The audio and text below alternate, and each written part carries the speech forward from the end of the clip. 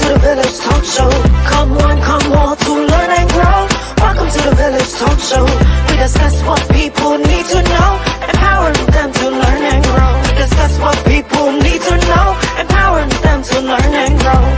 Give praises to Jehovah, from whom all blessing and knowledge will flow. Blessing and knowledge will flow. The Village Talk Show, dedicating to empowering the community to live a healthy, safe, and financially capable life, helping each one of us in realizing our dream at any age, any point, starting from today, day. Success. Come one, come all to learn and grow. Welcome to the Village Talk Show. Come one, come all to learn and grow. Welcome to the Village Talk Show. We discuss what people need to know, empowering them to learn and grow. We discuss what people need to know, empowering them to learn and grow. Success is not spoken, it is done. Success is done. Come on now. The Village Talk Show. Talk Show. The Village Talk Show.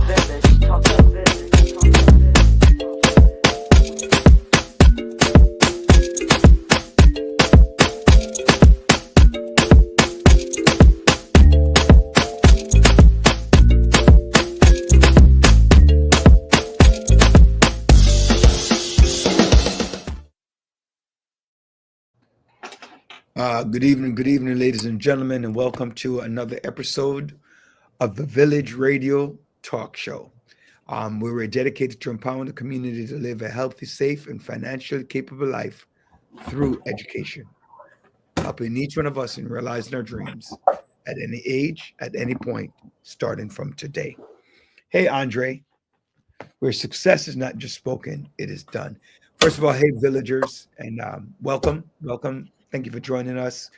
Feel free to call in with any topic you want to discuss. If we hit on something that you didn't hear that you want to talk about, 347-746-6598. Again, that's 347-746-6598. Andre. What's good? Welcome, how you doing? How was your day? It was good. Kind of pause on what happened today, but nah, it was good overall. Just grateful and thankful. And I would say this, one of the things that I come across today, really, just thinking about even being like when you're a leader, you're gonna have some bit of a, depending on who it is, a dislike in a sense, is. You're calling shots. So it was just interesting. This is interesting itself. What are you trying to say? You're calling shots? Is that what you're trying to say? I mean, in that moment, but it was just the experience of the pushback, and it just had me laughing. It just had me laughing, really. It's just like if you're a leader or a big dog or whatever it may be, you will have that. You just double down, be like Trump. One of the things that you find out though about being a leader is that there are people who are going to like you. That's it. And people who are not. That's it. And there's nothing you can do about it, right? You could try your darndest to try to please them, but it's not going to work. They don't care one way or the other about you nor what's happening to you. Yeah. They just don't like you, and they 100% don't want to see you succeed, and they're going to do their best to do that. You learn that as a leader, so sometimes you just have to make a decision and stick to it. Go down with the sinking ship. Yeah. Or stinking ship. Either one of them. Sinking or stinking. Any one of the words you want to use. How was Parent Teachers Conference last week? Did you have a lot of parents? Oh no, we didn't have it. I believe we're gonna have it next week. Oh, next week is yours? Yeah. Yeah, I just came out of mine with my son. How was that? It was good. They said he's improving. He's doing pretty well. He's showing progress. Mm-hmm. So I was like, thank you. But I also see it at home. So Right. they were telling me, had they told me something otherwise, I would be like, Something off. something is awry. So yeah, That's good. but Good. but Speaking of, he's doing pretty well. Up 30 points in ELA. oh, nice. Yeah. Nice. From the benchmark in October, he's up 30 points. So we'll see. Well, that's always good. It's always good. So before I forget, there are a couple of birthdays this week. And I'm going to forget someone, so I'll probably bring it up by the end of the show.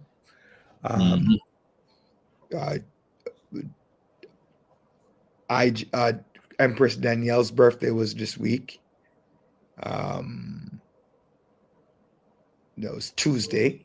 Today's Neek and Lanique's birthday. They're twins, so happy birthday to them. Tuesday was also my friend Chucky's birthday, who's on the Townsend, when it says Townsend, that comes on the show and watches us. Ruby Reds, her birthday as well, was over the weekend. So it's pretty cool. Let me see who's just gone.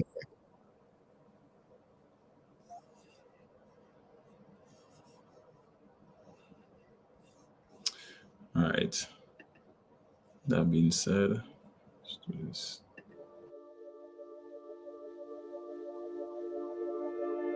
Footprints Cafes now offers Caribbean flatbreads, available in 11 mouth-watering flavors, including favorites like jerk chicken, curry chicken, honey garlic chicken or shrimp, ackee and saltfish, garlic cheese, and more. Our flatbreads are satisfying and can be enjoyed by the entire family.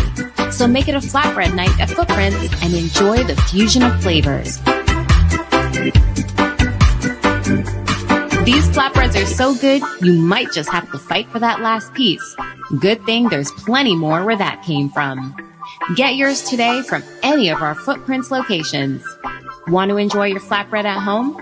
Then order on Uber Eats and get it delivered right to your door. We'll see you there.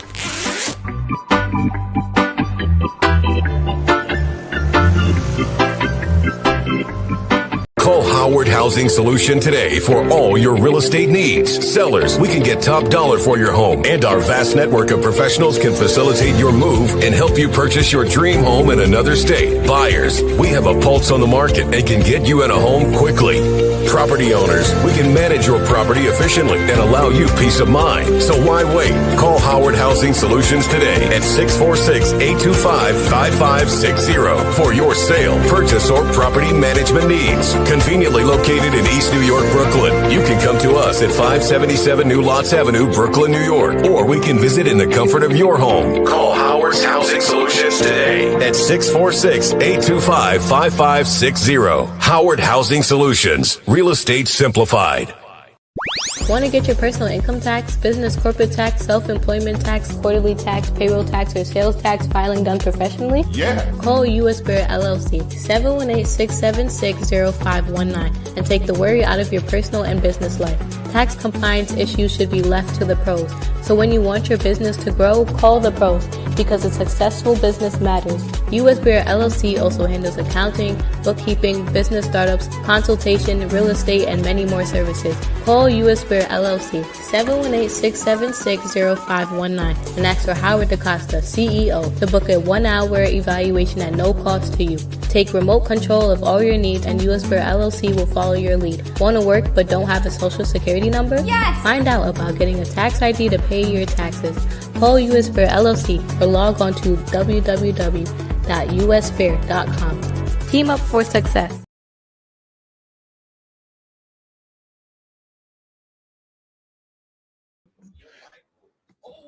It's not there? Yeah. Okay.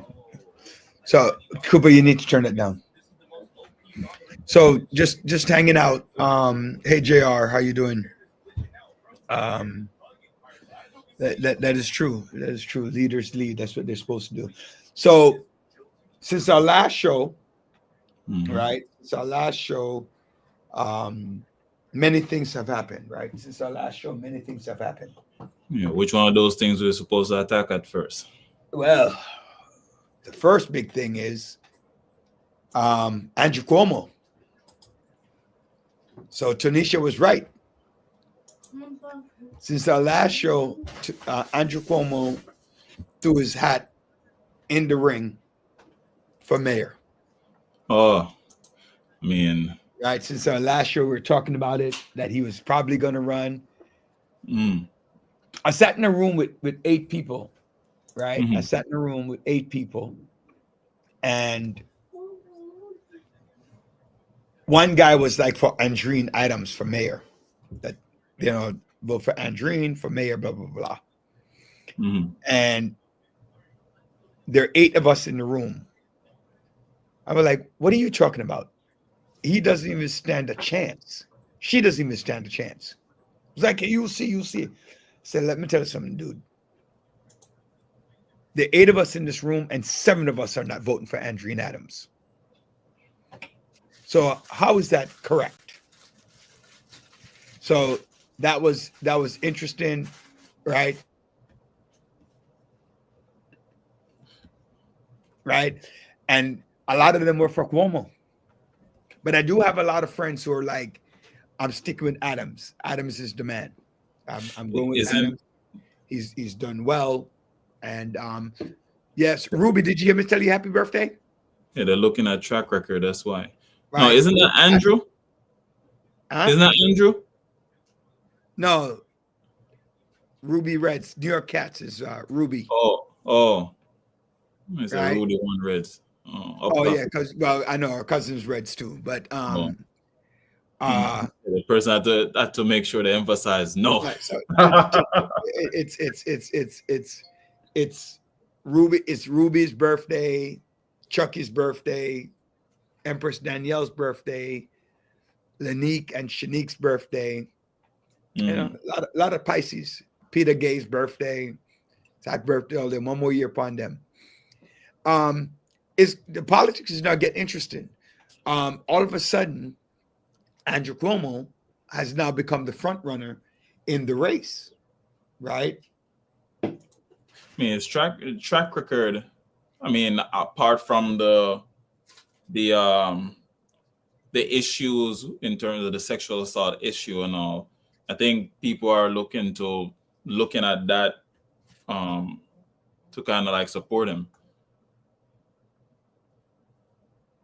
I didn't hear you say that again. I'm saying the track record, not considering the sexual assault stuff, which was major. I think people are looking at the other things that he's done when he was in his term as a mayor previously. When he was governor, you mean? Governor, rather, yeah. So they're looking at that, considering like he'll do a great job. So I think that's JR wrote Leaders Lead, right? Leaders lead. You start off the statement, leaders lead. That's what Andrew Cuomo slogan is. Like, you need a leader who's a leader who can lead. Ladies and gentlemen, please press the like button, subscribe to our YouTube channel. You know, let's get out there. Please press the like button, like. Press it as many times as you can, right? Press it as many times as you can as you hear the different comments, and subscribe. Press like and subscribe and share on our YouTube channel. So that's his motto. And I hear so many people are torn. The good news is that Tanisha brought up,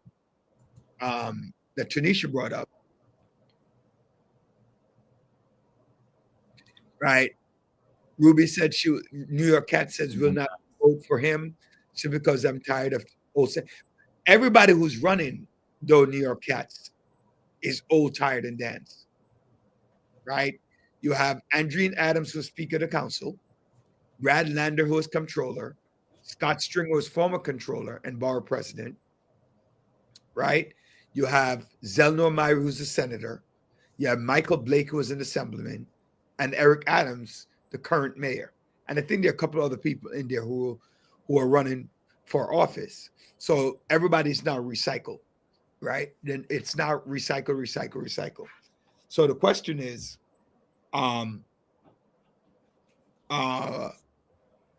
who Eric Adams, Andrew Cuomo has now been the de facto front runner, right? De facto front runner. Well, you're really not going to have that in New York City. It's very rare to have a Michael Bloomberg who has never had any gubernatorial position to our strong leadership position to become the mayor. That's rare. That's probably one of the first times in history of New York since I've been following politics. This is the first time that has happened. But it remains to be seen. But you have ranked choice voting, right? For me, I already know the three people that I'm thinking about already, right? With ranked choice, I already know the three, right? And so let's see who else comes into the race. The question is, where did they rank, right? So, and we'll definitely have to see what is happening there. But another interesting thing that happened was just a side note and a sad news is like, you have parents who are charged in a 4-year-old suspected fentanyl death at a Brooklyn shelter. The 4-year-old boy who died at a Brooklyn women's shelter on Tuesday have been charged in connection with his death. Allegedly, both of the boys' parents were found using fentanyl at the time. He was found unresponsive at Women in Need in East Flatbush and later died at the hospital. Yeah. I every time I hear about these things, they beyond make me squirm, right? Make you what? Squirm. Like I'm so protective of my boys that when I hear these things, it's ridiculous. I have 2 young ones, right? And I'm always trying to teach them and tell them and warn them and reinforce not to take anything. If anybody offers you anything, go the right way. But you don't expect your parents, right, to get it from your parents. It's a sad thing, right? It's a very, very sad thing. That's for everybody. As they're like the first line of defense, wherein you expect the utmost following of standards in life. So to see, if they give you something in your mind, is like, maybe this is right. Right. Exactly. Right. Your parents are supposed to be your protector. Yeah. Your guide, your whatever. The big thing, President Trump's address to Congress. You see me just blowing up the chat all night. Is the man does, it's just crazy. Just insane. He blamed Marco Rubio. He said out loud, if it fails, you know who to blame. They threw him under the bus. That was insane. Oh man. He made sure that he highlighted who was in charge of what. Yeah. That's crazy. Right? Hey John, hi Dr. Sampson, how are you, sir? All right. All right. He made sure that he pointed out everybody that was in his circle that if anything were to mess up, blame him, blame her. He's trying to absolve himself of any accountability early on. Yep. You know what I liked about his speech, though? What? It was as partisan as they get. And he basically says, I don't care. Mm-hmm. I am going to be exactly. You don't give two hells, man. No, he doesn't. He's like, I am going to be partisan. I was elected on a partisan level. I am not for every American. I am for the Americans who voted for me. And that's basically his whole speech, right? I did like that. The fact that when he said that, I didn't like the fact that he says he'll criminalize people who do transgender changes for kids. But I do think they need to put a stop to that. Parents need to have some control over that. Right? Or don't tell the parents, don't do this. I don't think that's right. Right? When you're old enough, when as parents we're not responsible for you, you can do whatever you want. Decisions then. Right? When you're paying for it, no problem. When it's coming under my health care, I need to have a say. Right? I did like that. Like, but outside of that, the Gulf of America, I don't care about, like, just to change the name or even making English the official language. The executive order to do that, I'm just like, bro, like, well, making English the official language of America, I think that's important. But I mean, okay, let's why you think maybe I'm looking differently. Why you I think every country has their own official language, and we need to have our own official language. Not that you can't learn other languages, but you need to have your own official language. And so in America, we speak English. I mean, I feel like maybe it's to have it in document. Maybe that's what it is. But we're here and make it official, you mean? Yeah. I mean, I guess that's what it is. And I would say even like considering what's going on now, how high is that importance itself right now to say, you know what, that's what I want to focus on. Like, well, I don't know. I think they're called, like, what do you call them, John, in politics? Like small victories, like because you're going after something big, so you do small victories, right? And I think that's what he's doing, right? Like these little small victories. I think making English an official language. Gulf of America don't make no sense to me. John, do you think he'll get low hanging fruit? Low hanging fruit. Yeah, low hanging fruit. That's the term. He's after the Panama Canal. Low hanging fruit. That's what it's on. Trump is going. It's the meat. It's the meat and potatoes for his base. Trump is, Trump is not trying to go for another 4 years. Trump, so this is his last hurrah. So he's going to do what the hell he wants to do. Yeah, I do agree, Karen, that we are a melting pot, but that doesn't mean that we can't have an official language. Right? Man, we don't, English is the official language. Who says English is not official language? We speak English here in America, right? We have many different languages.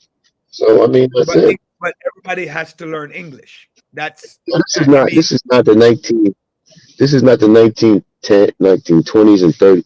This is all like Navy. Reminds me of what's that movie with Leonardo DiCaprio, Gangs of New York. Mm-hmm. The natives versus everybody else. That's what it is. You got an internal civil war. Yeah. What's going on here in this country? Yeah. And then with the tariffs, one month we got tariffs. The next month we don't have tariffs. But this is, and now you got he's blowing up the Department of Education. So Elon Musk is firing all these people. You know, it just shows you how bloated the government could be, but at the same time, it's chaotic. It's chaotic. What are you saying, Andre? I'm sorry, you were saying something. I'm sorry, Drake. Go ahead. It's okay. I was you know how that you get those calls. So Hakeem Jeffries was one of those person, you know, on the call, just kind of like talking to the constituent, and they were talking about that being in court and this Department of Education getting rid of it. It's not happening. I haven't seen no report yet, but I guess they kind of like had a victory in court. But that was just on the call as I was driving home today. I was listening on that call. But you know, Jim, I heard.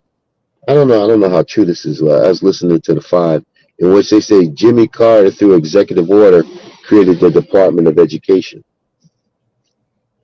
Let's see. So Donald Trump can get rid of it. Jimmy. If it was the executive order, yes. Right. So, but I thought it was a law. Oh, so yeah. He said, Jimmy no, Carter. he said the law. It was a law, public law It's- 9688, Wow. which consolidated various. This is from where is it from? From Google. Is it? It wasn't. It was created by executive order, right? Or not?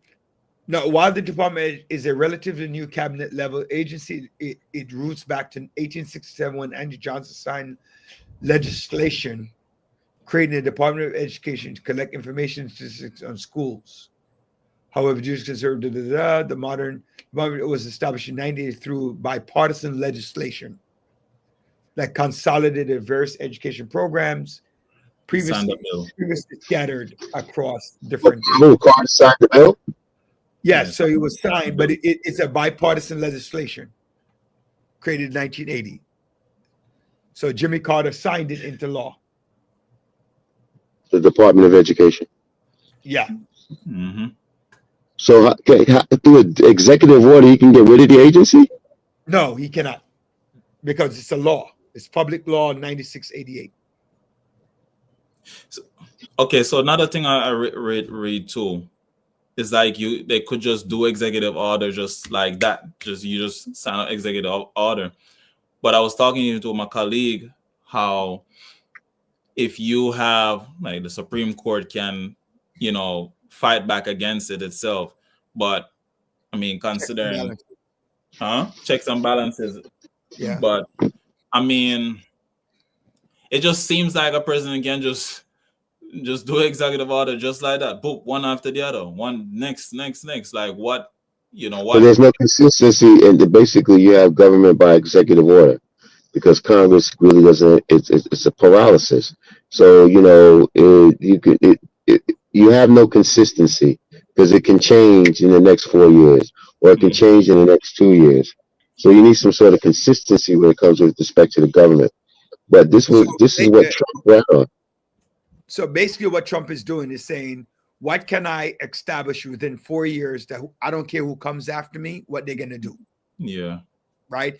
So only thing that he does that an executive order cannot be undone is the pardons. So once he pardons or a commuter sentence, it's permanent for that crime. Right. But any executive order can be overturned. Okay. Any and all. But the problem is, what do you do for the next 3.5 years? That's there. And that's unless, why unless it's a legal issue.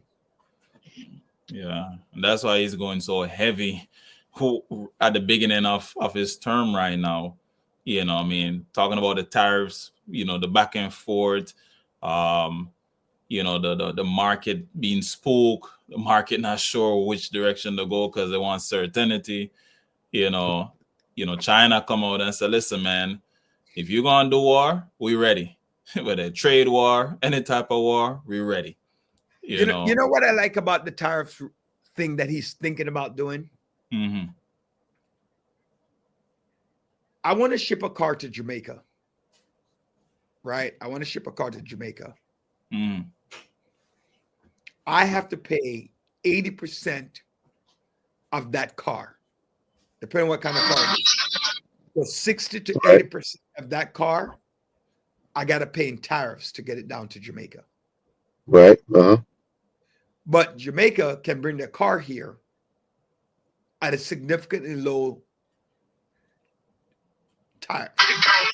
No, I think it's the other way, or more so No, like I'm telling you, like when you ship things to other countries, you pay high taxes.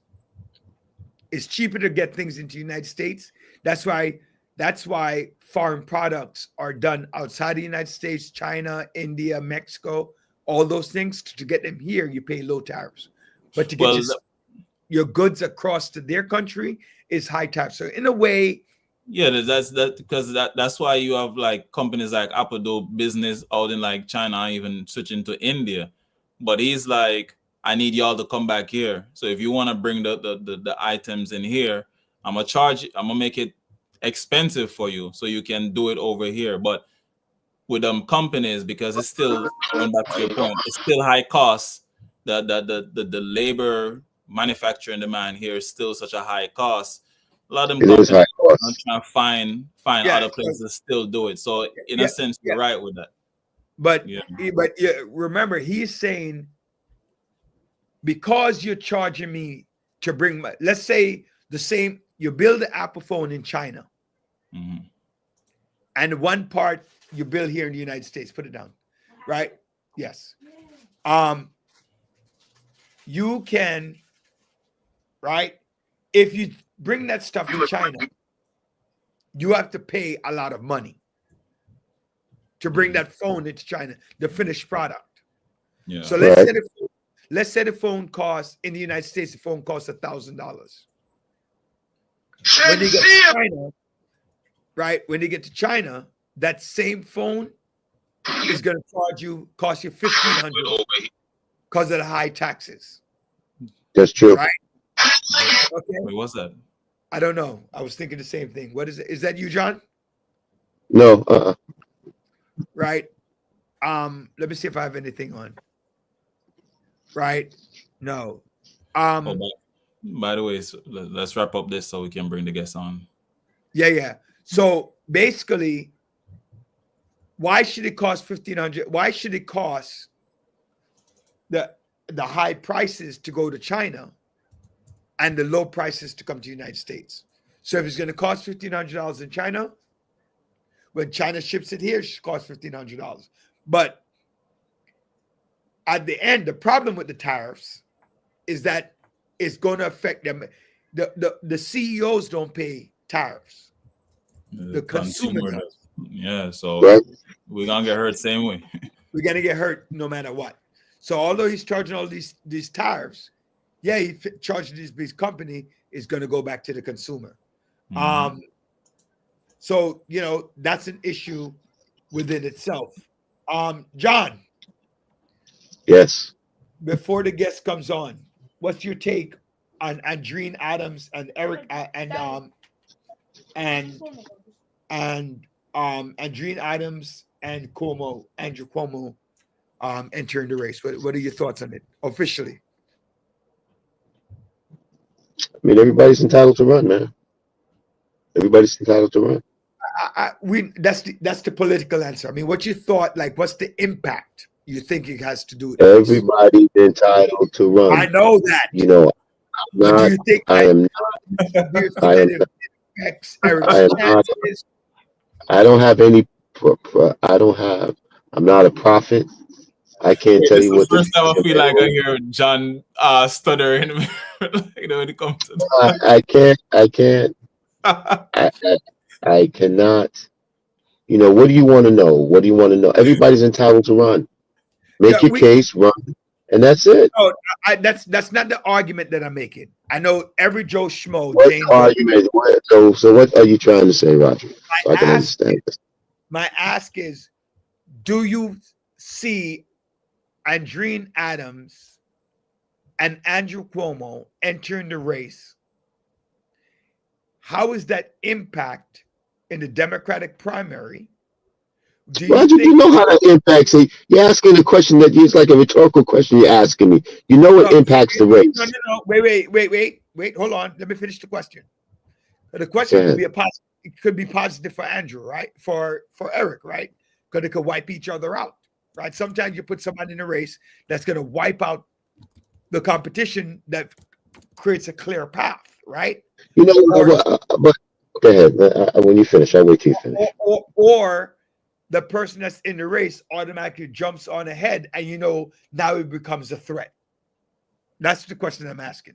Andrew, okay. My thought is this: Andrew Cuomo is a known commodity.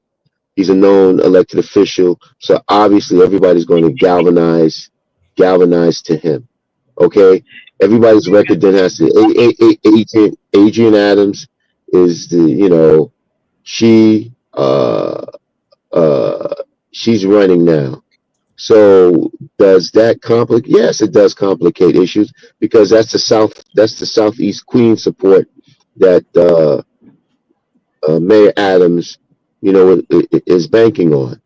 Do you know Andrew Cuomo is going to cut into some of the African American support the mayor has?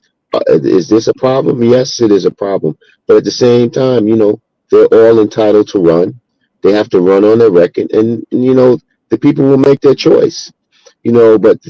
But what I want to say, to the listeners, let's eliminate all the noise you have about the present mayor. Eliminate all the noise about staff being subpoenas, possibility of corruption charges, people arrested.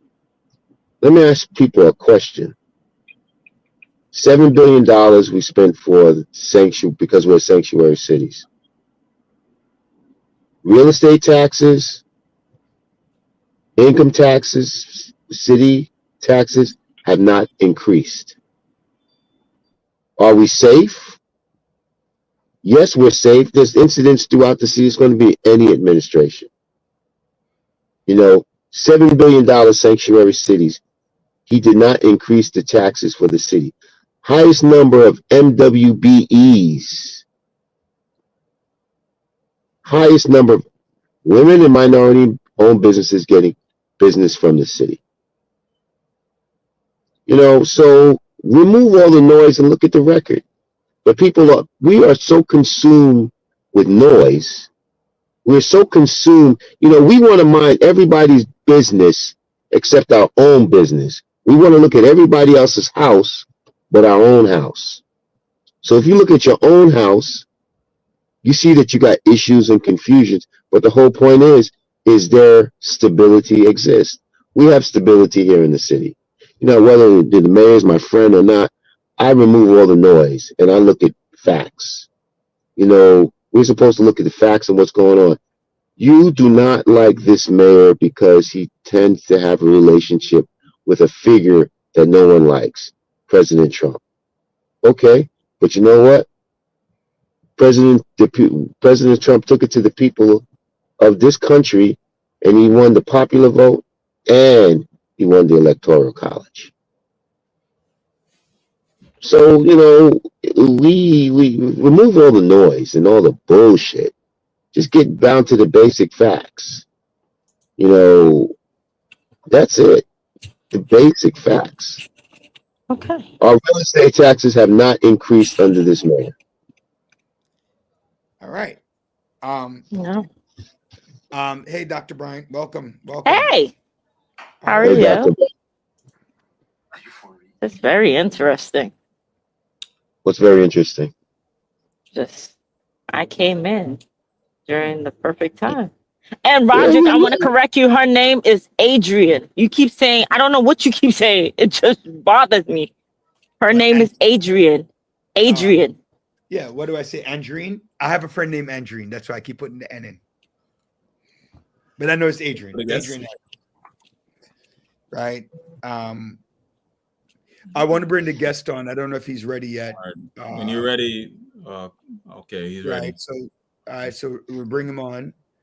I'm gonna come off. Good afternoon. Good afternoon. Good evening. Good evening. Good evening. How are you, sir? Good evening, everyone. I'm doing well. How are you? I am doing spectacular. So let me just get an opportunity to introduce you. Carl Forbes Jr., lawyer, attorney at law, Columbia grad, Binghamton. Woo-hoo, Binghamton.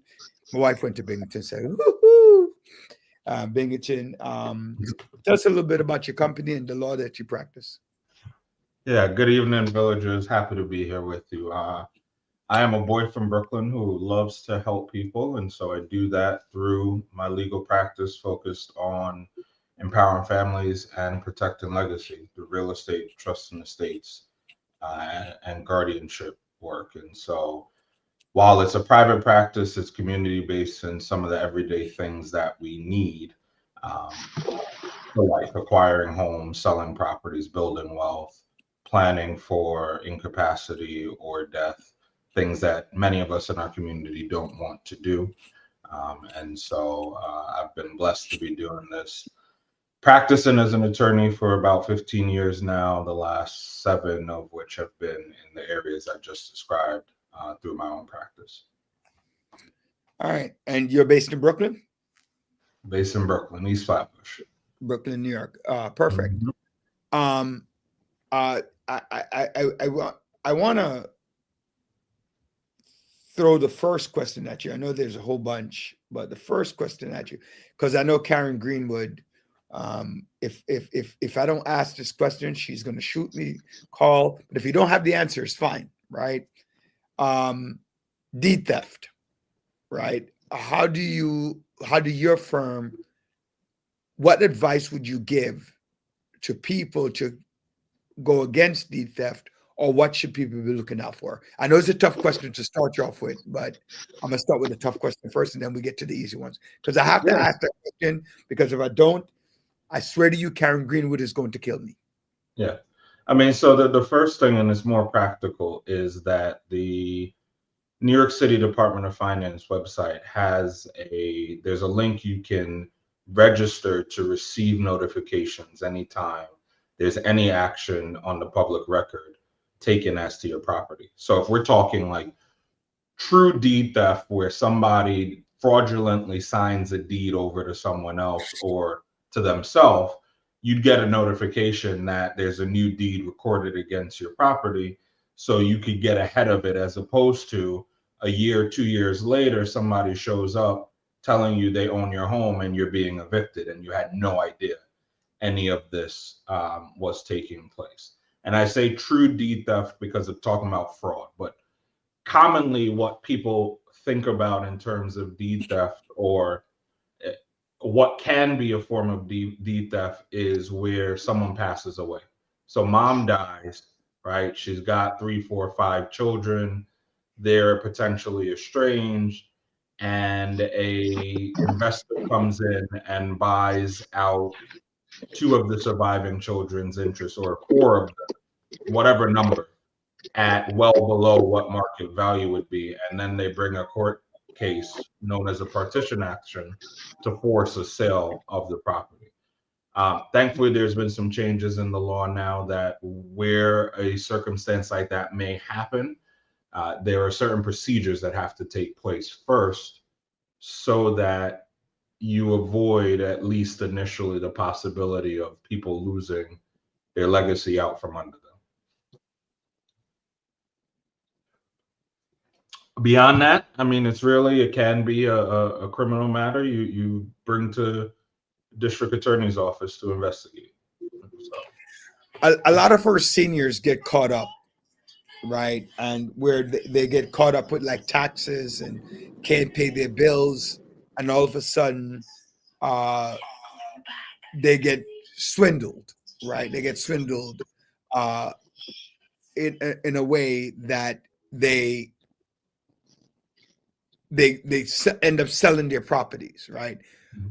At below market value, or things like that. When, you know, we on the show we speak a lot about generational wealth and what that looks like, and we're going to allow you to get into that as well. Because part of what you trying to do is to secure generational wealth. But when it comes to deed theft and generational wealth, how does it affect it? I mean, that's the it literally creates a cutoff as to the building of generational wealth. How do you build it is by passing things on like real estate. And I believe firmly in the fact that real estate is one of the strongest drivers of generational wealth. We've seen, especially here in Brooklyn, in New York City, significant value increases over time that can lead from a property in Bushwick back in the late 80s that they were selling for $1 because no one wanted to be there to now being worth well over $1 million.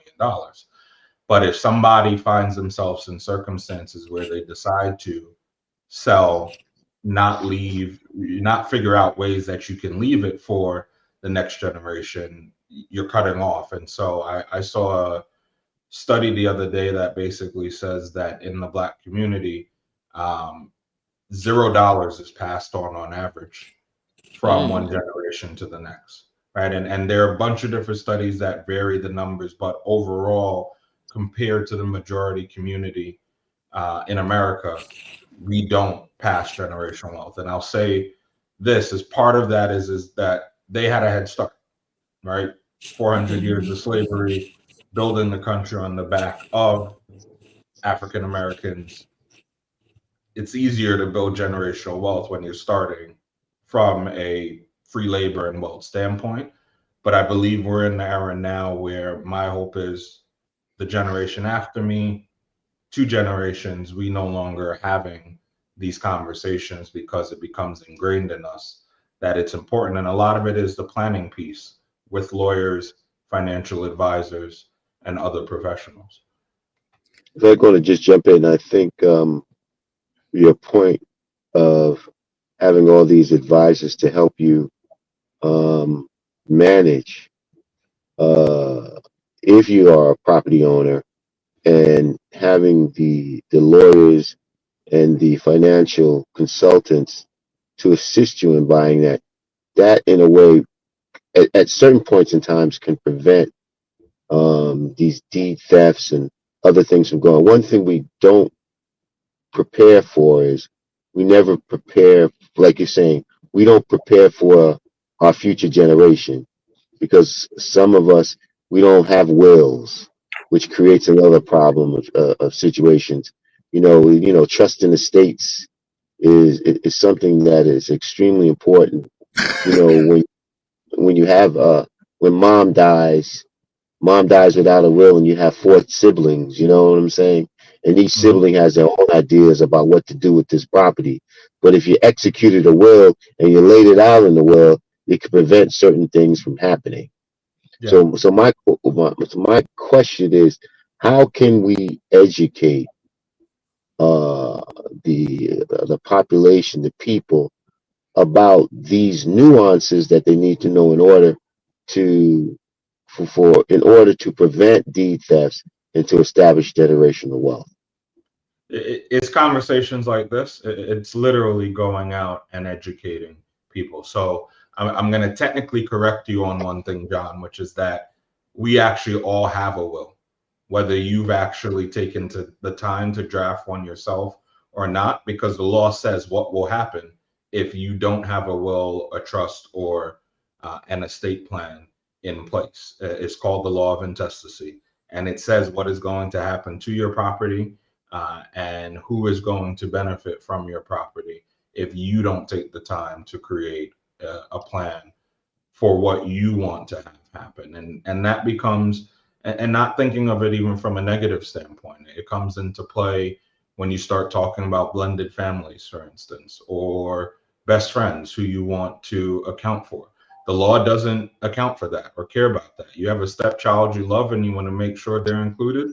The only way to do so is to plan for yourself. Or on the negative side, you've got a family member you don't want to benefit because you're estranged, or the law doesn't care. The law is supposed to look blindly, right? But the law lays out, this is what is going to happen in every circumstance if somebody doesn't plan. And so for me, it's having conversations like this. This is why I usually say yes whenever I'm asked to join, whether it's a church presentation, a community group, a show like this, because until people are informed, and again, going back to informed by professionals, a lot of what I get when I get calls is the barbershop lawyers, or as some clients have said to me, the basement lawyers, right? The armchair lawyers who say this is what you're supposed to do.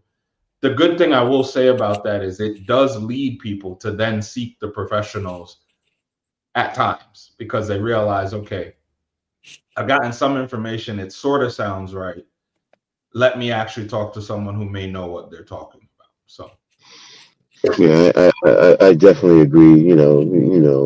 Either you have a written will or it's going to be an operation of the law, because at that point in time, you get the public administrator and everybody else becomes involved into dissecting your assets, and also not only dissecting it, but leading to the depletion of some of these assets because of the fees that have to be paid to individuals who are appointed to represent you. I mean, I think this is extremely important. This is something that we always.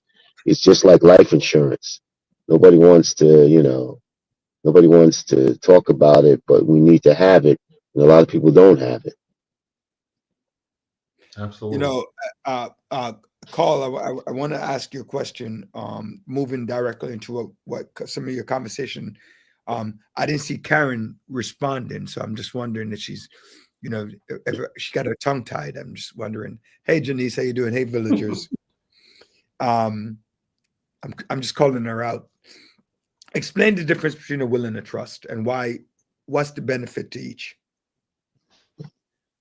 Yeah, a will is designed to cover whatever asset you own at the time of death, and it requires court validation. That's what the probate process is. So a person passes away. The nominated executor in the will has to submit a petition to the court for probate. The court will validate the will. It gives others the opportunity to contest it.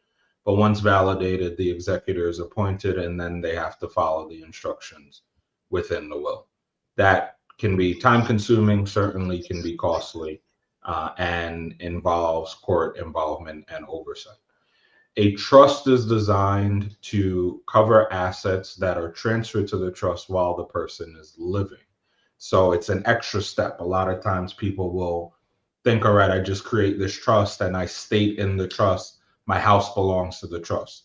That piece of paper is worthless in reality. You have to then do a deed transferring the house, using a house as an example, to the trustees of the trust, or to the trust more colloquially. And trusts are designed to avoid court involvement. It does not mean there will be none. Again, if somebody decided to contest the trust, but when the person who created the trust passes away, you do not automatically have to go to court. The successor trustee named in the trust can just continue either managing the asset or transferring it based on the trust instructions. So if the trust says to sell the house, the trustee can go sell the house without any court involvement. If the will says sell the house, you need to be appointed by the court, given authority first, to then be able to move forward with whatever the instructions are. What if the family agrees with the will? Do you still have to go to court? Generally, yes. Excuse me. Because for instance, family agrees with the will, but you need to sell the house, or they decide to sell the house. There are potential creditors that need to be addressed and have a right through the court process to present any claims against the estate that there may be. So. Sorry. Oh, Karen answered finally. Good. She has a question for you. What is this? Court assigned wrongful public administration for wrongful foreclosures cases without permission. I'm not sure what she's trying to say there. Do you know what she's trying to say? That's a whole bunch of convoluted stuff together. Need to break it down point by point. A lot of judges take it for granted to take wrongful displacement. Okay. Karen, we're not following you. I'm sorry. Do you follow her, Junior? Not sure. No. Yeah, I'm not sure what you're trying to say, Karen. A lot of lawyers take it for granted to have wrongful displacement. And if I'm reading it or trying to interpret, I think, yeah, there are lawyers that make mistakes. courts at times do things we don't like, or potentially make mistakes. In any profession, in any business, there are people who are at the top, in the middle, and at the bottom. So I'm not sure what the exact question is, but that's the unfortunate reality of being human, I guess. I think it sounds like sometimes I guess we're all interpreting until she retypes, but let me see what but I'm assuming that lawyers, I guess she's saying some lawyers are in on the fix. I who do these Oh yeah, that wouldn't surprise me at all. Right? Again, there are unscrupulous people all throughout, whether it's lawyers or other professions. So yeah. You're Jamaican. Well, my parents can tell you I'm not, but well, your parents are Jamaican. You're not Jamaican. I am actually. I'm a Jamaican citizen, but I was born in Brooklyn. Yes, but yes. The reason why I bring that up is we're in some different times right now, right? And how do you look at your heritage to push you at this level where you are? Like, do you look at it? Do you say, because I am this, I must work harder? Or, you know what, I'm just a regular American guy, especially in the climate that we're in?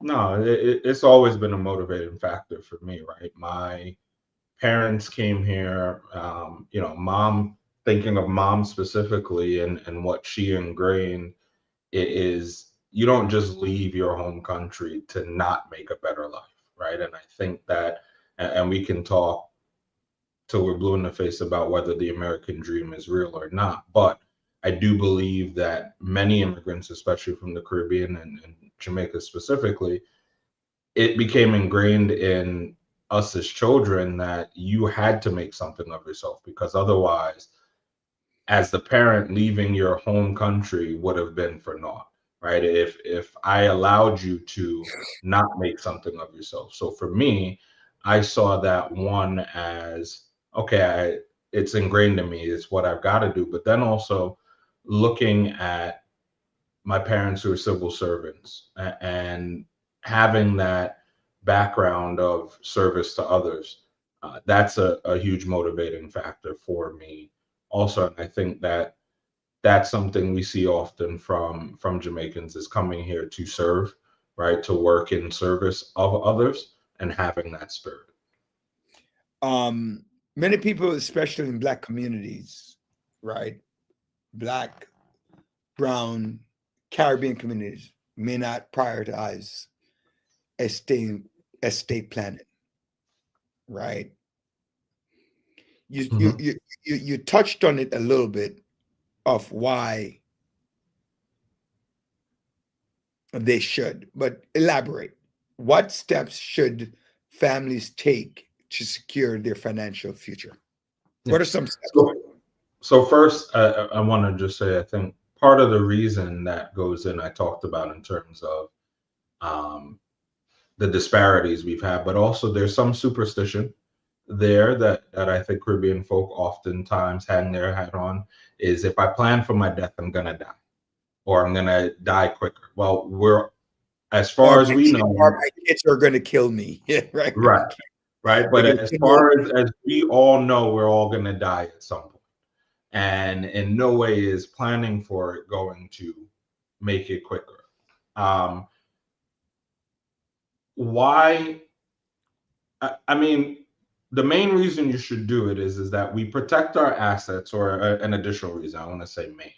We protect our life, our assets, while we are alive. Why not do the same after you've gone? Because the reality is that, look at it as an investment. There's going to be cost somewhere, is what I often will tell people.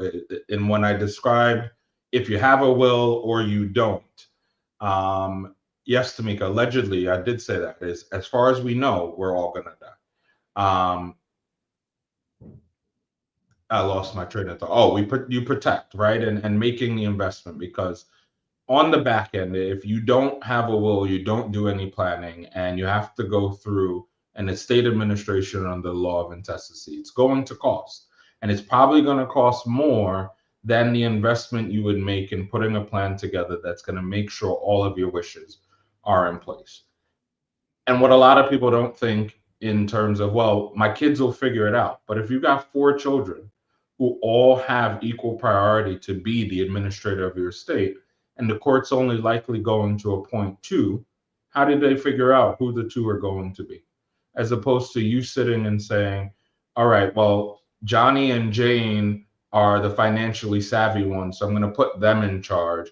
But in charge just means follow the instructions and do the job, not in charge in terms of they get to say Anne and Adam don't get anything, right? And that's what a lot of people think, is that the person who's in charge gets to just make all the decisions, and that's not reality.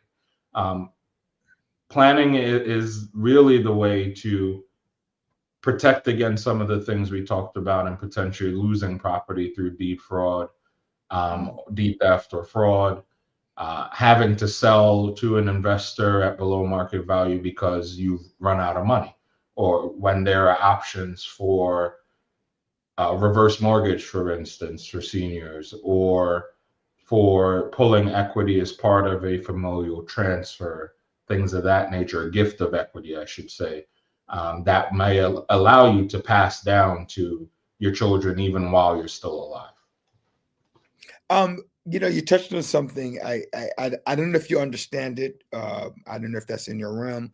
Explain what a reverse mortgage is. Do you know what it is? Are you able to explain it? Yeah, generally it is a loan that a lender gives to seniors. There's an age minimum age requirement, and I don't remember the exact number. But what happens generally is that they give you money that you are not paying back while alive. So it allows people who no longer have income to be able to pay off the existing mortgage they might still have, to have money to pay their bills. And then whenever they pass away, when the house is sold, that mortgage is repaid plus, right? A lot of them have appraisal increased value clauses in them, that if the house was worth $600,000 when the reverse mortgage was given and it sold for $900,000, that reverse mortgage lender gets a percentage of that increased value on the property. So that's sort of how they make their money, compared to a traditional mortgage where you're paying interest every month. And so it's very basic information. A lot of the lenders provide information on it, but it's designed for seniors typically to benefit and stay in their homes, for the rest of their days. Is it advisable for reverse mortgages? But I think it's advisable to look into it to see if it makes sense for your circumstances, right? And similar to the question that was in the chat, what's better, will or trust? It depends on your circumstances. That's one of those where we start getting into legal advice, which is particular to each person. And so that there's no right or wrong. It's what makes sense for you. Okay. Salira, good evening. Can you place your contact? Celia asked for you to place your contact. Yeah, Andre, when Andre gets it, Andre, if you could just put a guy call, tell him contact.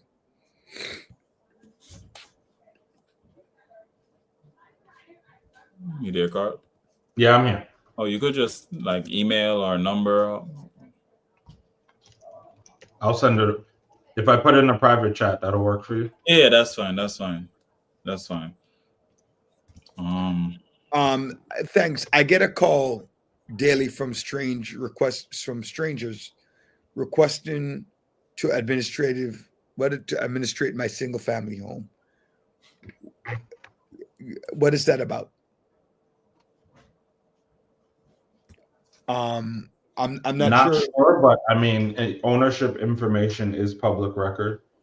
If it's related to a parent who passed who owned the home and then a state administration was done, the petitions include personal information, phone number, address, and so oftentimes there are people, investors, developers who troll the public records. They go down to the courthouse, review new filings, and reach out to people to see if they can get a deal, take advantage of people leaving. So that's what it might be. You said something that was very disturbing to me. And I want to kind of reemphasize for you to bring that up for those listeners who are joining in. We're talking to Carl Farbs, attorney at law, Binghamton graduate, Columbia Law School. You know, and is here to give some advice. And you could reach out to him for legal resources out there. But please do share, like, and subscribe to our YouTube channel. Carl, you said something, and because the bulk of my audience is Caribbean and Black, right? Tell me again, what do you think, why our people are not passing on wealth? Why are they not passing on wealth? The first reason you have to have wealth, because you told me the number, right? You told us the number, all right? So one study, 0% or something like that. Yeah, one study I saw recently doesn't mean, but in general, our numbers of the average amount passed on to the next generation is relatively nothing, especially compared to the majority community in America, right? And so the first reason is that overall we don't have wealth to pass on, and that becomes part of the first focus. And a lot of that goes into, we have things but we don't plan properly. And so a great example is that mom has a house and mom takes sick and goes into a nursing home, and no planning is done, and Medicaid provides for care in the nursing home, and then mom passes away. Medicaid has a lien against the house. There's the potential that that house is going to have to be sold to satisfy Medicaid. But if the investment was made into working with an attorney to do Medicaid planning, right, there are exemptions and there are things that can be done so that that house is secured and can potentially be passed down, or so that assets that mom has can be used, money mom has can be used or spent down, so she qualifies for Medicaid. And so it's the investment in the planning piece and moving away from this idea that I don't want to spend to work with a professional because I'll just be fine, right? But as I said before, we also have been disadvantaged in terms of the ability to build generational wealth.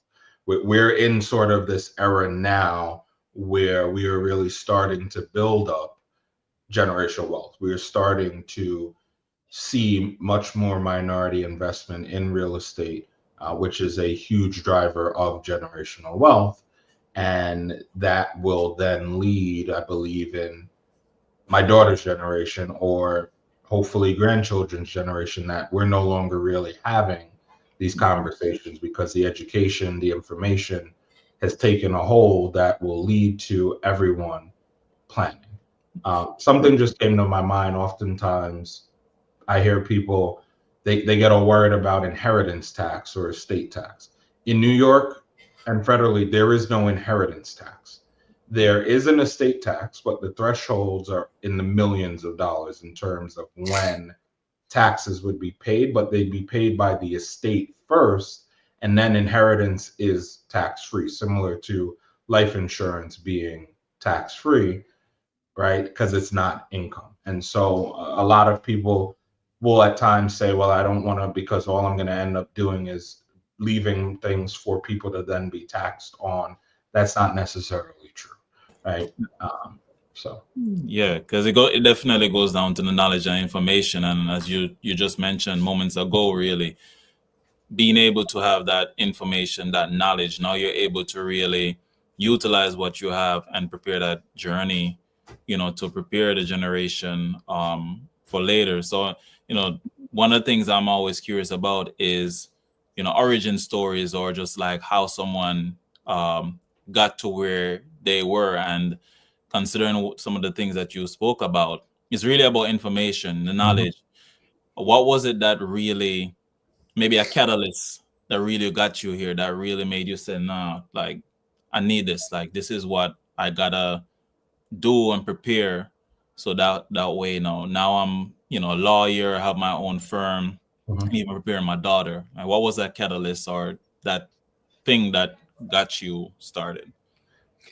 Got me started as an attorney generally, or in or terms just the of journey, this the journey that led you here? So it was twofold, actually. One, it was friends of mine who started thinking about estate planning and telling me I was going to do their will for them. And at the time, I was working at a large law firm doing commercial litigation, and was like, I can't do that. And they're like, I'll wait, you're going to. When I started thinking about my next chapter and wanting to launch a practice of my own, really what the motivating factor there is that I had been working for large companies that didn't care who I was, right? I was my ID number, as I always say. I could have been anyone as long as the work was getting done. And I wanted to work with clients in the community who I cared about. And then my grandmother passed away. And when she passed, I ended up helping my mother. She hired an attorney to deal with my grandmother's estate, but I was impressed by the fact that my grandmother, God rest her soul, knew her time was coming and went to Jamaica to get her affairs in order in terms of her property there, as well as addressing things here. And so I was impressed by that reality, and then helped my mother through the process in sort of in the background while she was working with the attorney she hired. And it was strangely comforting for me while we were all grieving to help someone through that process and their grief. And so I committed to doing that as part of my work now, with folks in the community.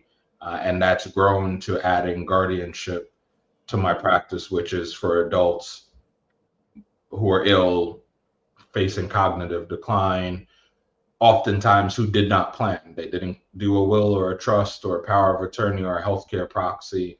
And now they have dementia and they can't make any decisions for themselves.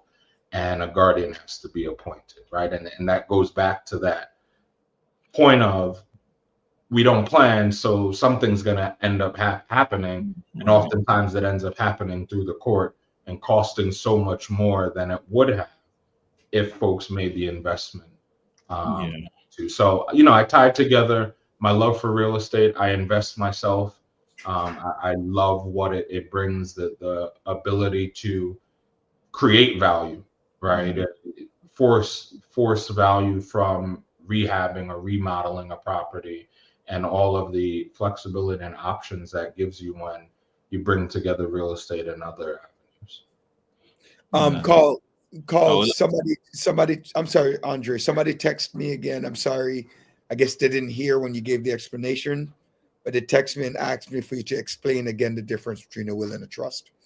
I know you went through it, but just quickly, Good. So quickly, a will covers assets you own at the time of death, right? You execute a will while alive. There are certain mechanisms for doing so in terms of the need for witnesses. A court validates the will. That's the major thing. It has to be submitted to court for validation. People can challenge. All of that clears, and the judge validates the will and appoints the executor. A trust is designed, and the will covers assets you own in your individual name at death. A trust is designed to cover assets you transfer to the trust while alive. So it's not enough to just create the paper. You actually have to then, for instance, title your home in the trust by doing a new deed, or updating your bank account information to have the trust information. And trusts are designed to avoid court involvement. They don't absolutely do so, but it's designed to more so streamline if you become incapacitated, if you pass away, the ability for a successor trustee to just step right in and pick up managing whatever the assets might be, or following the instructions to sell or transfer the assets that are covered by the trust. All right, thank you. Andre, you are going to ask a question. No, I was just saying that, as you mentioned and how you got to where you are right now, this pinnacle of the journey, and of course there's more to learn. It was really about the village, about the community, right? You have your homies, them see what you're doing, and just encouraging and push you further. And you had said something about your ID when you were working in those different places, and someone agreed, same here. I guess they felt the same way. Someone in the comments asked a question here: if the house is placed in a trust, does that protect from creditors, the IRS, and so on? So that's one of the biggest misconceptions. You cannot use estate planning or transfers to defraud or avoid creditors. There are things you can do in terms of, as I described, make arrangements so that you can receive certain benefits while moving or protecting assets from things like Medicaid claims, etc. But if you owe the IRS $50,000 and you transfer your home to a trust that someone is in your child's name, for instance, you're not getting away from the IRS and that debt as a result. The court has the ability to reverse transfers or void transfers for things like that potentially. So protect, yes, there's some protection that can happen, but in terms of avoidance, etc., no. They will find you. And they'll come and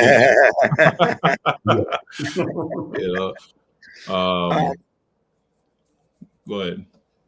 I was just going to ask, have you, without naming names or anything, have you encountered any situation where a client came to you frantic after a situation that was otherwise avoidable, and you're like, sorry, I can't help you? And if that, what are some of those pitfalls that you would like to share with our company? And then I want to get to the Metropolitan Black Bar Association right after that, but that kind of question. So to alert our listeners about pitfalls that they need to look for. Yeah, I've seen circumstances where sort of the problem is already upon them and they were sitting on it, and now it's inevitable or it's sort of past. I get an example. I just had somebody who reached out. Their father, unfortunately, was in hospice, and they believed their sibling was stealing money or taking money from his bank account, and believed that a guardianship would be useful.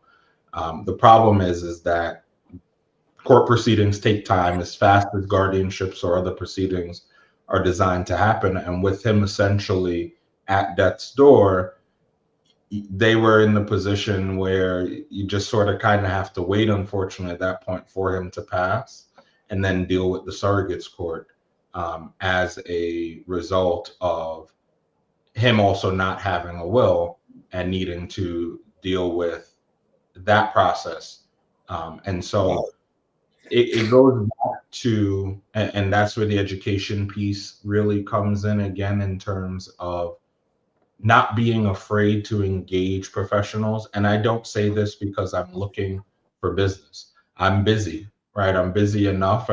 new clients are always great, but I really say it because of the fact that people often wait until it's too late. Take it out of this circumstance we're talking about. I'm in various WhatsApp groups and GroupMe's and other chats with lawyers and other professionals, and oftentimes I'll see a message come in saying someone's looking for an attorney. They have a court appearance tomorrow. You're not getting, unfortunately, an attorney typically, unless it's a criminal defense where they're designed, right, to sort of work 24/7 or deal with emergency. Someone gets arrested at 3 a.m. and they're being arraigned the next morning. But an eviction case, for instance, you're going to be hard pressed to find an attorney who can take the case and get up to speed the next day or whatever it may be. So I encourage people at the first potential sign of some type of a problem, or not even a problem, you're starting to think about buying a house. The same time you talk to a real estate agent, start reaching out to attorneys. I've had that happen also, where a client will call, a potential client will call because they're planning to buy a house and their offer's been accepted, and the seller side is saying, we need to know who your attorney is to get the contract out.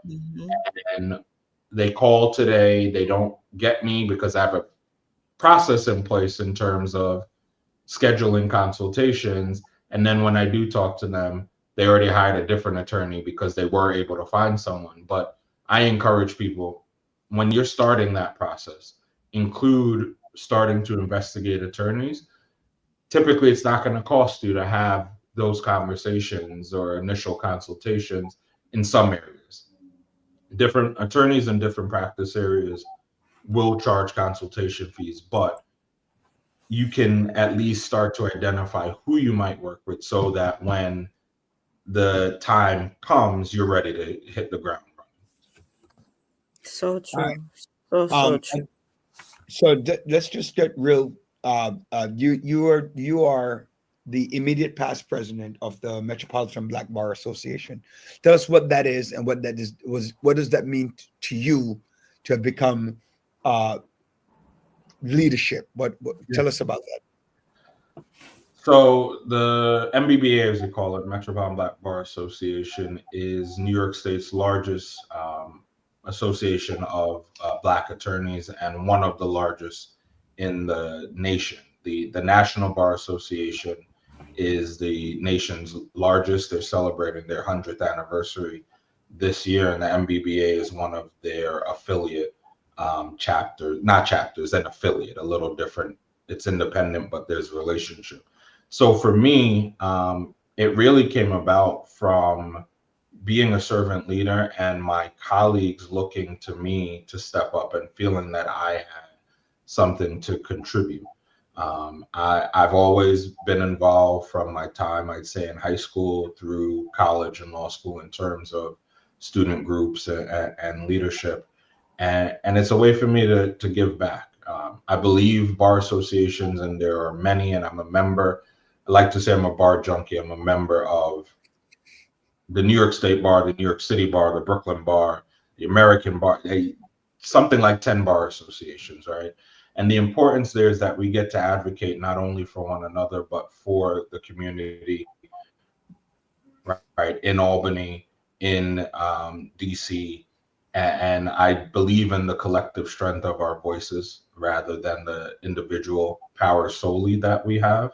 And so I was blessed to be president during the association's 40th anniversary, which was made more special by the fact that the MBBA is actually a merger of two of the oldest bar associations in the state and the country, which were the Bedford-Stuyvesant Bar and the Harlem Black Bar that merged in 1984 to form the Metropolitan Black Bar. And so I'm still involved. I'm on the board. I'm on the board of the Charitable Armed Friends of the MBBA. And, you know, it's both benefited me and allowed me to benefit others through the leadership of attorneys and connecting folks with attorneys with each other in various areas where there's an opportunity to benefit. And so, I'm excited to remain involved and see what next chapters come for me from a leadership perspective. So, right. I want to finish up with just one last question, which is, tell us.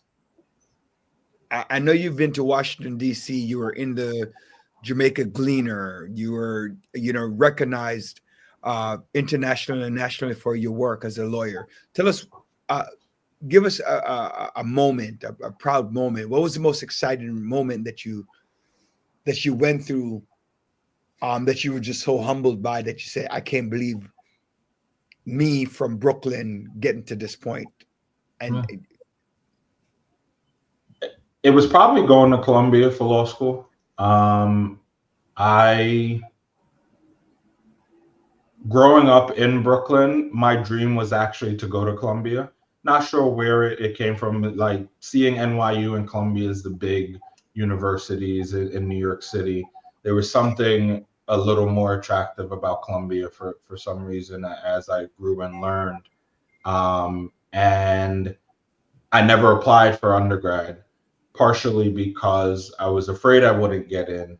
And then knowing that I wanted to go to law school, Mom encouraged me to go to a state school, part of how I ended up going to Binghamton, help save money so that there'd be more opportunity to afford law school. And so despite it being a dream, when I got in and that opportunity to, be a Black boy from Brooklyn and go to one of the most prestigious institutions in the world, but then when I got there, being connected with such amazing Black students, attorneys, professors, and the educators and students as a whole, it created that foundation for me to be able to do what I do now. And I'll say there aren't many Ivy League attorneys who focus on the areas that I do, who will open their own firm, partially because you get pushed to work in large law firms.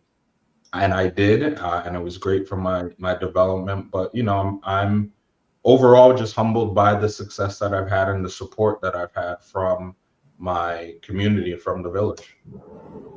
Yeah, I appreciate that. Thank you so much, Carl, for joining us today. And hopefully our audience, the village, as you just mentioned, was enlightened by a lot of the comments that you make.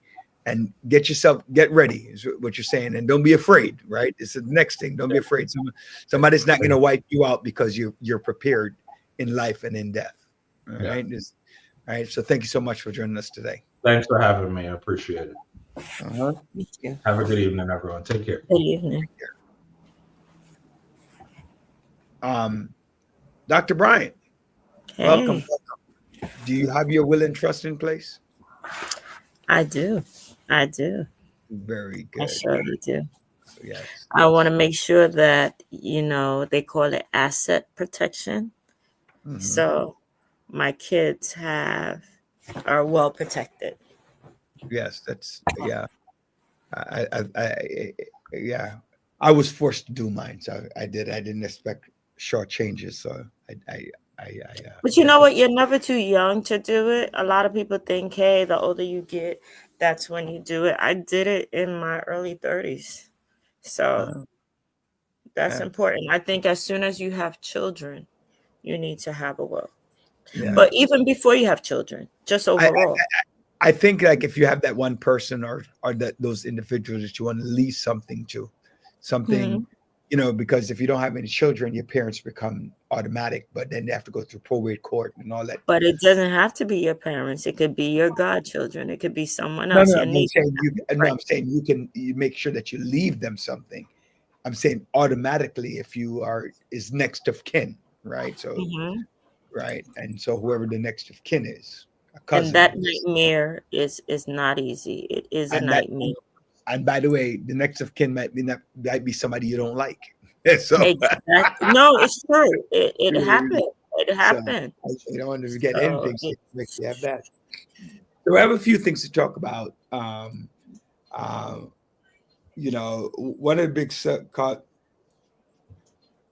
of the big conversation is I was talking before you got on. Well, just first of all, highlight LeBron James for scoring his 50,000 points the other night. First play in NBA history to do that. You know, you got to give him credit for longevity, right? He's been in the league since he was 18. He's now 40 years old. So this is his 23rd season in the league. I think he stuck around long enough to play basketball with his son, and he was able to do that this year. So somehow, you know, it's funny. It's like when I look at records like those, I think you played for so darn long. If you played for 22 years, seriously, how does that, like my son thinks he's the GOAT, right? And I'm like, he played for 22 years to accomplish that record. Mm-hmm. People who were below him didn't play 5 or 6 less seasons than he did, right? And he's young. Remember, he went in not after college. He went in early. Like he's like a Kobe. 18. He was 18. Right? Yeah, like a Kobe Bryant. If Kobe Bryant was still alive, I think he would still be playing too. No, Kobe Bryant retired at 38. Right? Yeah, but I think he might have gotten the bug again because a lot of people, they leave and then they come back, similar to Brett Favre in football. They leave, they start young, and I don't know about all of that. I'm just saying, I applaud his longevity, and we know that he's a first ballot Hall of Famer. We know that, but you know what I enjoyed? There was no scandal involving him. Yeah. Usually they affiliate Black men or minority men with all types of drama or whatever. The man had no form of drama, similar to what they try to do with President Obama. Same thing. So no drama. He did what he had to do. He take care of his family and keep it moving. And he built a dope school in Ohio. So I give him credit for doing things beyond just the basketball realm, but thinking about looking at your community and seeing what some of the needs are and going back and helping them, pulling them up as you move up. So kudos to LeBron. Yes, the goal. What was that? That's Grayson. Was that Isaac? Yeah, no. That's from. That's Grayson. Oh, Grayson. Oh. Ladies and gentlemen, again, please share, like our the village. The more likes, the more subscription we have, the better. So if you have not subscribed yet, please click on the subscribe button. Watch us on the YouTube, the Village Radio Talk Show. President Trump addresses Congress. We were talking about that earlier. Very bipartisan. Very bipartisan. I didn't even watch it. Did you watch it? How are you in the media and don't watch it? I don't understand. Let me tell you something. I did not watch it at all. I think overall, I was turned off from him when he was dealing with Zelensky, and just like one of the people who was in the room with him mentioned to him, "You don't have a suit. You don't have a suit." That was. I was just like, Regin, who cares? Oh my God. You don't have a suit. You offended us by not wearing a suit. He called him disrespectful, ungrateful. What was Elon wearing while in the office? Yeah, I was watching something today that was very interesting. The West and the East are both interested in Ukraine because Ukraine has a lot of minerals. Exactly. Natural resources. Yeah. A lot of natural resources that can bring economic power to both Europe, Russia, and even the United States. All this technology we have. Yeah. Right. So they have what is it? Uranium to create missiles. They have all these different minerals that can be used for different things around the world, around the globe. So this war is not just about land. When you talk about land, is a whole bunch Taking of over. stuff. Taking Right? over. It's the resources, Mm-hmm. right? That's why Russia don't want to be part of NATO, because if they're part of NATO, right, they have protection, military protection. If they're part of NATO, that's why they're fighting hard for them not to be part of NATO. So that's an issue. So even in that sense, then, right? Because to me, despite the bullying move that was happening in office there, Zelensky, he seemed to be delaying as long as he can to really get a good deal for his people. But at what point are you gonna say, man, and there's a lot of lives being lost, I gotta do something? Well, Trump also, where they had intelligence before and they were protecting them and they had eyes on ground, it's no longer the case, because he believed that Zelensky's the aggressor. That's amazing. But we knew that was going to happen because that's Putin's boyfriend. So I'm oh gosh. I read, just for the record, ladies and gentlemen, those are the words not off the Village. Right? The Village doesn't believe that Donald Trump is gay. Right? But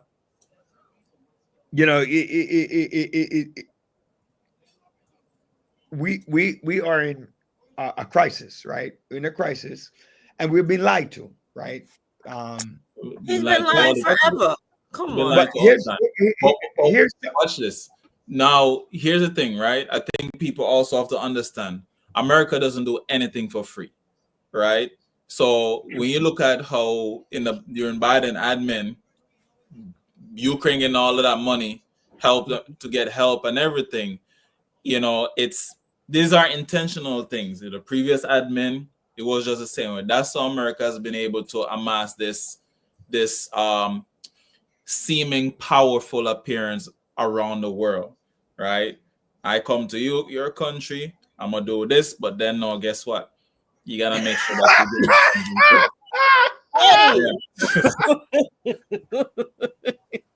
so Eddie, this was bound to happen. Eddie is funny, man. Eddie said it's insult to the gay community. But this was bound to happen, though, right? It was from when Biden admin was just giving billions to Ukraine to help them out.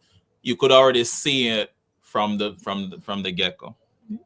But again, remember though, it's the protection, right? It's the protection of those minerals. It's the protection of the resource that the United States was seeking. Yep. Right. And so I don't know what this dude is going to do, right? Meaning the president, right? I don't know what he's going to do, because is he going to turn over those resources to Putin? Well, how is he going to get help? The countries them are in such a bad. You know what's happening right now with the AI and the deep seek and all that? This is like the Cold War again, right? China want to be on top in that tech space. America trying to be on top. Russia seem to be struggling with being on top too, because once they started a war, the sanctions and China. Don't forget China. Yeah, right. Well, the sanctions came in, hurt their economy, right? But the rich ain't sweating. So this is. We have like 2 minutes, right? Yeah. So I wonder if he's going to say the same thing that he said about Pakistan, that he's going to go over there to rebuild or whatever and help to create a casino. I'm figuring that might be his plan. In Muslim country. I want to touch on something before and Dr. Bryant, you finish up your thought and then include this in this. But Trump administration requesting information of undocumented workers from IRS. So they're asking for undocumented people to have this registry. So first he came up with the gold card, right? The gold visa. $1 million. $5 million for that. And now he's coming up with the registry. Your thoughts? What's sad? what's sad is the United States was not built on just one country alone. It's many hands that made light work to create the United States. He is isolating the United States really, really badly. I wish I could press the like button on that one. I can't press the like button, right? It's true, because the thing is, at the end of the day, when you create nationalism and you isolate yourself and you believe everyone else is the problem, but you, when there is an attack, you are on your own. So, people that you think is going to have your back, that's a problem. That's a problem. And unfortunately, you're showing a hierarchy to say, hey, nobody else did anything but just Americans. And that's not true. America would not be America without all the other countries that was involved in creating America what it is today. Andre? In terms of the same thing, yeah. I mean, that's our last topic for today. Yeah, I just think America is going to be America, right? Yes, you have the president, but he also has directives. So, America is going to do what America has for America's best interests, right? And that's how I look at it. So my advice is, don't put your damn name in no damn registry. Don't put your name in a registry. That's my advice. And the reason why I'm telling you don't put your name in a registry is because if you put your name in the registry, they know exactly where you are and they're going to deport you. Mm-hmm. So when they say IRS is sending it out too, right? When they say, well, the IRS doesn't know where everybody we're all undocumented. The IRS can only give you the people who are undocumented who pay taxes, which to me is kind of like stupid. If you're paying taxes, how you hurting the country, just helping the economy. But there are undocumented people who are working off the books. The reality of the situation is, if you get sent home, it's less likely that you'll get a visa to come back. Mm-hmm. So why are you getting sent home? I would say tough it out. Unless you decide that, hey, I want to go home. You know what? A couple of people have done that. Unfortunately, a lot of people recently have been returning back to their country because they don't want to be separated from their children. They don't want that whole. It's so much fear going on, and that's the problem. Right. Yeah, he's lucky that is true, Eddie. He's lucky that Mother Nature has given us two natural border with the Canada and Mexico.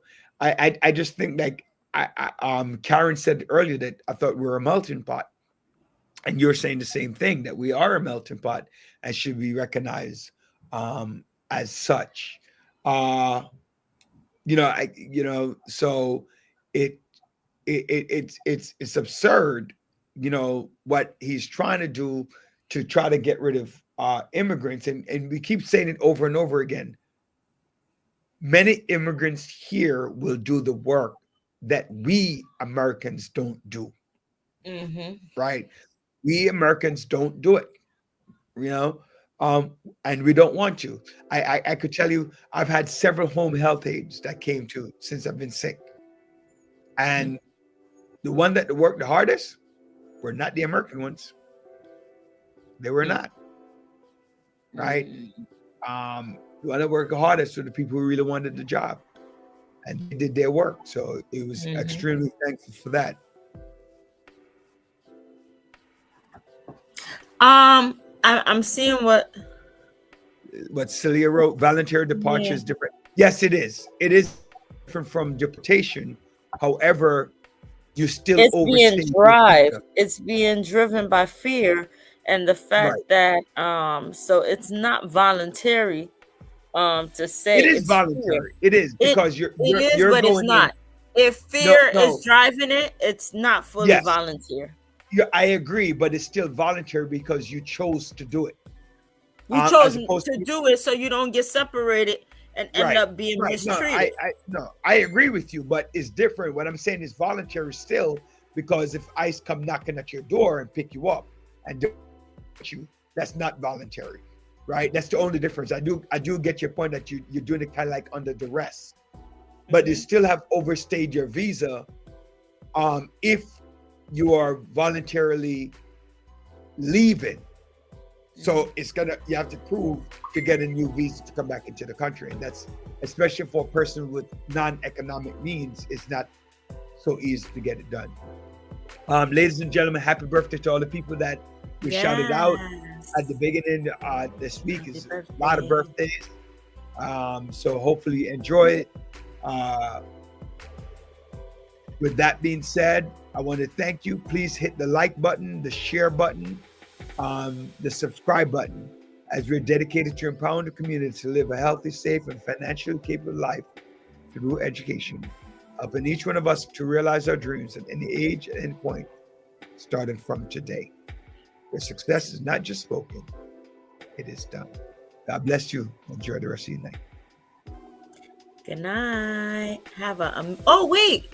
Do not forget, the time is going forward on Saturday into Sunday. So don't forget. Yeah, and nobody will forget. You're just gonna wake up and see the time. Right. No, but sometimes you're gonna lose an hour of sleep. So people got to know that. So we are losing an hour of sleep, unfortunately. Yes. So make sure they know that they should go to bed earlier. Yeah. It's good to stay up. All right. Good night, all. All right. Peace. Peace.